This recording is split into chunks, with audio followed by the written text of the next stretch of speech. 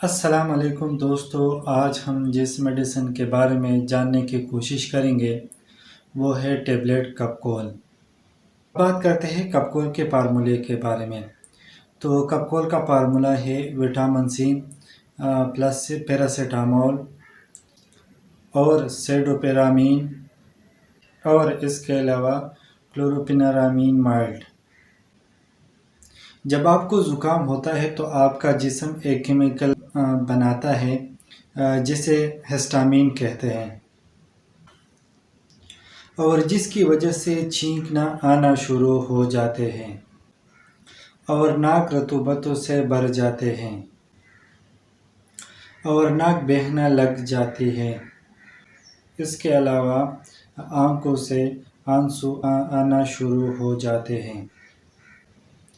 Tablet کپکول کھانے سے histamine کا جو بننے کا عمل ہے وہ بند ہو جاتے ہیں اور ناک رطوبت سے صاف ہو کر خشک ہو جاتی ہیں اور سانس لینے میں آسانی ہوتی ہے۔ اب بات کرتے ہیں کہ کپکول ہم کون کون سی بیماری میں استعمال کر سکتے ہیں۔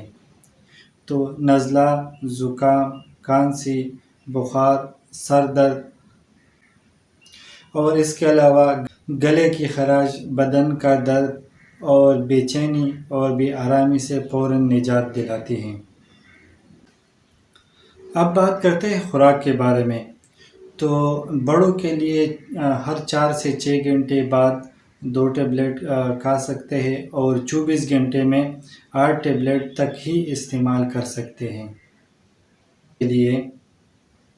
اب بات کرتے ہیں بچوں کے حوالے سے، یعنی 10 سال سے 6 سال سے لے کر 12 سال کے بچوں میں 1 ٹیبلٹ ہر 4 یا 6 گھنٹے کے بعد اور 24 گھنٹے میں 4 ٹیبلٹ سے زیادہ استعمال نہیں کرنا چاہیے، اور بہتر یہ ہے کہ چھوٹے بچوں میں کپکول سرپ کا استعمال کیا جائے تو بہتر رہے گا۔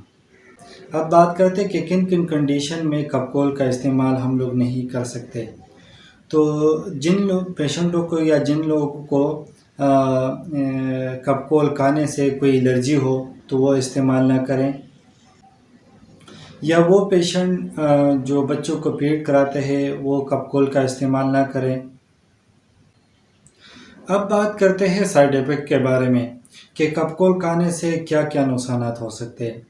تو اسکن ریشز بھی ہو سکتی ہے، سانس لینے میں تکلیف بھی ہو سکتی ہے، اور اس کے علاوہ وومیٹنگ بھی ہو سکتا ہے، irregular ہارٹ بیٹ بھی ہو سکتا ہے اور چکر آنا بھی ہو سکتا ہے۔ اگر ویڈیو اچھی لگی ہو تو لائک اور شیئر ضرور کر دینا۔ Thank you.